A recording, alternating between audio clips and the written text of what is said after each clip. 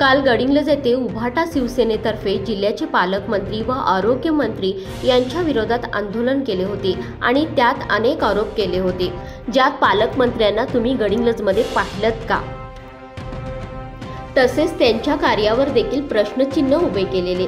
या विरोधात आज शिवसेनेतर्फे पत्रकार परिषद घेऊन त्यांच्या आरोपावर प्रत्युत्तर देण्यात आले। कालचे हे आंदोलन फक्त प्रसिद्धीसाठी केलेले स्टंटबाजी असून बाकी काही नाही असे सांगण्यात आले। पालकमंत्र्यावर आपले कोल्हापूर जिल्ह्याचे पालकमंत्री व आरोग्यमंत्री प्रकाश आंबेडकर यांच्यावर एक आरोप करण्यात आलेला होता सोशल मीडियाच्या माध्यमातून की पालकमंत्र्यांना गडिंग्लजमध्ये तुम्ही पाहिलात का, काय सांगाल याच्यावर तुमची भूमिका काय नेमकी?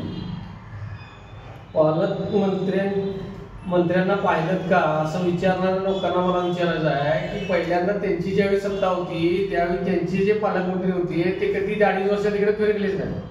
पण नाही फिरकले तर नाही फिरकले, पण आज आमचे पालकमंत्री सगळ्या महाराष्ट्राचे आरोग्यमंत्री आहेत, त्यामुळं महाराष्ट्राचा सगळा लोड त्यांच्यावर आहे आणि त्यामुळं आणि पालकमंत्री पण त्यांच्याकडे असल्यामुळं त्यांना बाहेर सगळीकडे लक्ष देणं हे होते। त्यामुळे आमच्यासारख्या पदाधिकाऱ्यांना इथं नेमलेलं आहे, कुणाची काय कामं असतील तर आम्ही करून द्यायला तयार आहे आणि करतच आहोत। त्यांनी असं सांगायचं आहे की मुश्रीफ साहेब इथे आमच्या आघाडीचे नेते आहेत, आमच्या युतीचे नेते आहेत, ते इथं बघत असताना सारखं तिन्ही इथं लक्ष घालण्यात काय फार मोठा विषय आहे का?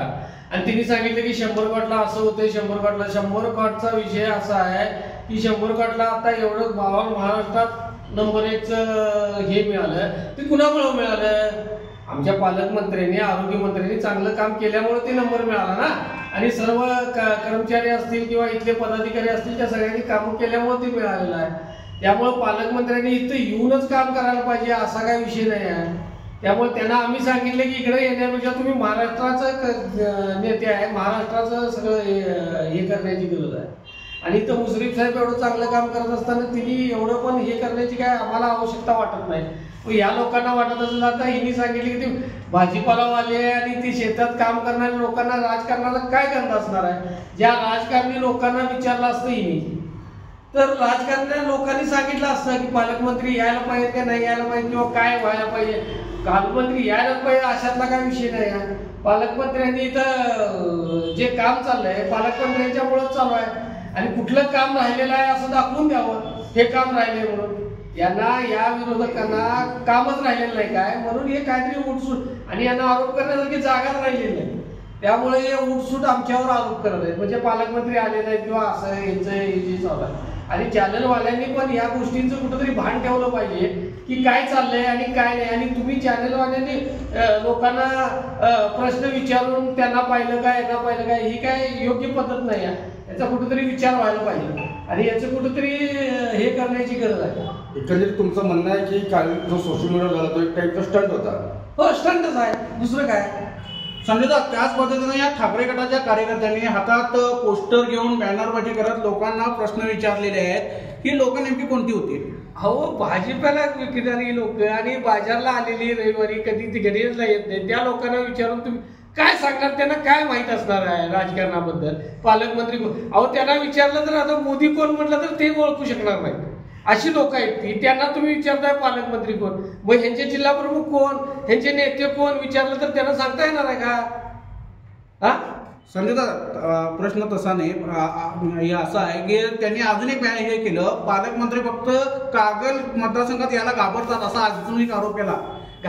आणि पुढचा प्रश्न विचारतो, पालकमंत्री हे फक्त राधानगरीचेच आहेत का असं सुद्धा त्यांनी पोस्टरच्या माध्यमातून विचारलेलं आहे। हे राधानगरीचा किंवा कागलचा नाही आहे, कागलमध्ये सक्षम नेता आहे महायुतीचा, त्यामुळे त्यांचं काम चांगलं चाललेलं आहे ना।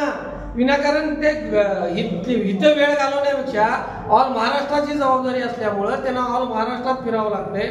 महाराष्ट्राचा आरोग्य मंत्री आहेत ते आणि त्यामुळं त्यांना हे काम करावं लागतं। इथं आले नाहीत म्हणजे त्यांचे कार्यकर्ते येतात, आम्ही सगळे आहे, आम्ही सगळे काम न्याय लागलोय। आणि असं झालंय की पालकमंत्र्यांचं काम चालू आहे, स्वतःचा पालकमंत्र्यांचं नाव घेतलं की माझा TRP वाढला। आता बऱ्याच प्रकरणात हे गडिंग्लजच्या जनतेला कळालेलं आहे की पालकमंत्र्यांचं नाव घेऊन आपला TRP कसा वाढवून घ्यायचा, त्या पद्धतीने केलेलं आहे, ते TRP वाढवण्यासाठी केलेलं आहे। सागर, तुम्ही कालच्या या प्रकरणावर एकंदरीत कशा प्रकारे पाहताय, काय तुमची प्रतिक्रिया? तेव्हा काल ज्यांनी आमच्या पालकमंत्र्यांच्यावरती टीका केली, हातामध्ये बॅनर धरून, काल रविवारचा बाजार, मुळात रविवारचा बाजारला कर्नाटकमधून येणाऱ्या व्यापाऱ्यांची गर्दी भरपूर असते आणि त्यांनी ज्यांना प्रश्न विचारले ते सगळे कर्नाटकचे लोक असं वाटतात. कर्नाटकचा पालकमंत्री कोण आहे आम्हाला विचारलं, आम्हाला सुद्धा माहीत नाही. तसं आमचं पालकमंत्री हे कोल्हापूर जिल्ह्याच्या सर्वसामान्य जनतेच्या हृदयावरती राज करणारा माणूस आहे आणि खरोखर त्यांच्या कामातून त्यांनी एक आपलं काम दाखवून दिलं नाही. आज CPR सारख्या ठिकाणी असेल, परवाचे उदाहरणार्थ आमचं एक पेशंट होतं, 4 लोक त्यांनी तिथे ठेवले. आमचे मान्य सुदर्शन बाबूबाई यांच्या माध्यमातून त्यांना फोन केला की आपण त्यांना कॉन्टॅक्ट करूया, तर त्यांनी सांगितलं तिथं पालकमंत्र्यांना फोन करायची गरज नाही, ते माणसं आहे त्या माणसांना फोन केला आणि त्या मुलाचा प्राण वाचू शकला. म्हणजे असे बरेच गोष्ट आहेत. कारण गडिंग्लजला 100 बेडचा त्यांनी विषय घेतला, तर 100 बेडमध्ये 700-800 ओपीडी होतात. तिथेही नियंत्रण ठेवण्यासाठी आमचे तालुका प्रमुख संजयदा सपकाळ असतील, बाबरभाई असतील, मी असेल, दत्तामा असतील, पदाधिकारी असतील, हे सगळेच मंडळी आहेत. यांना त्यांनी सांगितलं की कुठं अडचणी, कुठं काही लोकांच्या जर तक्रारी आल्या तर तुम्ही त्याचं निवारण करा आणि मला सांगा. पालकमंत्री येत नाहीत म्हणजे पालकमंत्री आज पायाला भिंगलं पूर्ण महाराष्ट्र करतात. परवाच तुम्ही बघितलं असणार की नंदुरबारच्या ज्या जिल्ह्यावरती दौऱ्यावरती होते तिथं सुद्धा त्यांनी चांगलं काम केलंय. म्हणजे असे पालकमंत्री फिरत असतात आणि मुळात अनेक विषय त्यांनी काल म्हटला की आता आमच्या तालुका प्रमुखांनी सांगितला की ते कागलमध्ये यायला भेटतात. कारण की संघर्षातून आलेलं नेतृत्वाचे काही फुकट मिळालं नेतृत्व नाही आहे. संघर्षातून ते कुठेही जाऊ शकतात आणि आढावा बैठक घ्यायची होती. काही कारणास्तव आम्ही म्हटलं की एक मोठा मेळावा घेऊया, मेळाव्याच्या दरम्यान त्याच दिवशी सगळ्या आढावा बैठक घेऊया, ते थोडंफार शक्य झालंय. पण येणाऱ्या काळामध्ये चांगला एक मोठा मेळावा घेऊन संपूर्ण प्रशासनाची आढावा बैठक घेण्यासाठी आम्ही सज्ज आहोत.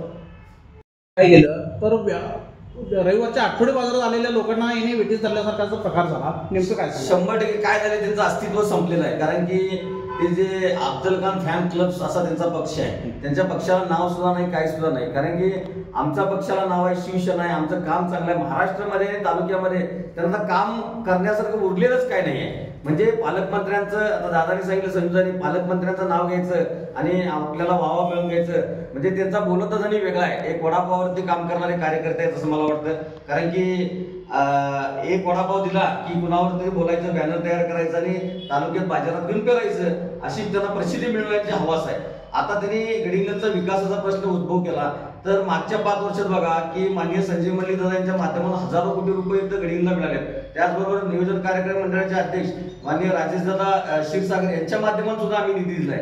बोलायचं झालं तर फारच निधी दिलाय. यांनी फेक नेरेटिव्ह सेट करून एक खासदारकीला एक प्रचार केला. आजपर्यंत माननीय खासदार साहेबांचा 1 रुपयाचा निधी आमच्या गडिंग्लज तालुक्याला मिळाला नाही. हा त्यांच्याच पक्षातील माणसं आहे. त्यांनी त्याच्यावरती आवाज उठवा, त्यांनी बोलावे की खासदार साहेबांनी आम्हाला युवासेना प्रमुख सुदर्शनभाई बाबर यांच्या मार्गे सर्वच पदाधिकारी इथे उपस्थित यांच्या मार्गे आम्ही 10 कोटीचा निधी आमच्या गडिंग्लजला मागितलाय आणि लवकरच तो निधी आमच्या तालुक्याला मिळणार आहे. तो खेडेगावामध्ये, शहरामध्ये वापरण्यासाठी आम्ही सज्ज आहोत.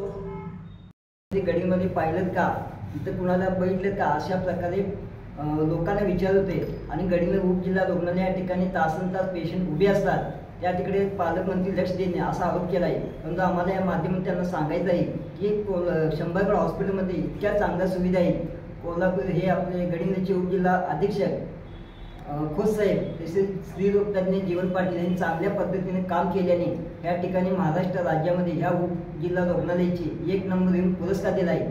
त्यांनी त्याचा अभ्यास करून चुकीचे आरोप करावे अशी मी मागणी करतो.